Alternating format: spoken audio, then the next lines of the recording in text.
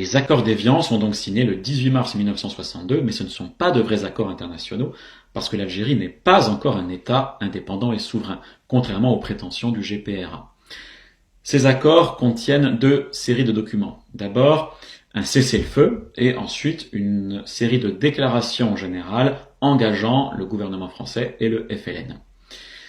D'abord, la déclaration générale concernant la période transitoire. Il y a une période définie entre 3 et 6 mois jusqu'à ce que le peuple algérien ratifie l'indépendance. Et bien, au cours de cette période, l'exécutif algérien sera réparti entre un exécutif provisoire musulman qui gérera les affaires courantes et un haut commissaire français pour tout ce qui est régalien, sécurité et défense. Ensuite, une loi d'amnistie garantira l'impunité pour tous les actes délictueux commis jusqu'à la date du cessez-le-feu, par la partie française comme par la partie algérienne. Ensuite, les colons français se voient garantir leurs droits civiques. Ils pourront encore voter. Et au bout de 3 ans, ils vont devoir se déterminer sur leur nationalité. Est-ce qu'ils adoptent la nationalité française finalement ou la nouvelle nationalité algérienne. Surtout, leurs droits de propriété seront garantis. Et ça, c'est un élément important des accords. En matière économique, l'Algérie s'engage à respecter les droits acquis des personnes physiques ou morales françaises. Elle s'interdit donc toute spoliation. De son côté, la France fournira une aide économique et un soutien technique, scientifique, culturel et monétaire. Au sujet du pétrole saharien, l'Algérie s'engage à réserver aux sociétés françaises une sorte de privilège pendant 6 ans. Donc ces sociétés françaises pourront exploiter plus facilement le pétrole saharien.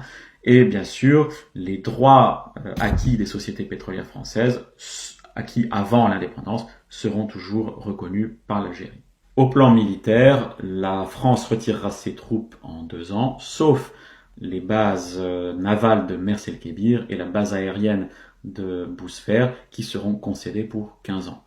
La France continuera ses essais nucléaires au Sahara pour 5 ans. Les Français sont appelés aux urnes le 8 avril 62 pour autoriser le président de la République et le gouvernement français à mettre en œuvre le contenu des déclarations. Le oui l'emporte avec 90% des suffrages exprimés et même 65% des inscrits, ce qui constitue un désaveu cinglant pour l'OAS. Cette organisation de l'armée secrète va donc multiplier les actions terroristes pour protester contre ce référendum, et le général Salan va même échafauder un plan d'insurrection générale en Algérie pour essayer de faire capoter les accords. Mais son opération sera un fiasco et il sera même arrêté le 20 avril. Le FLN, de son côté, va lui aussi largement renier ses engagements. Son armée de libération nationale devait, d'après les accords, figer ses positions au 19 mars. En réalité, il n'en sera rien. L'ALN va recruter massivement des terroristes pour mener des attentats et surtout une quantité d'enlèvements de civils musulmans comme français. On estime que près de 3200 civils seront enlevés au cours de l'année 62, dont 1800 seulement seront libérés. Et puis les supplétifs de l'armée française, ceux qu'on appelle en particulier les harkis, seront notamment visés par des exécutions sommaires, des enlèvements, des attentats divers et variés. En principe,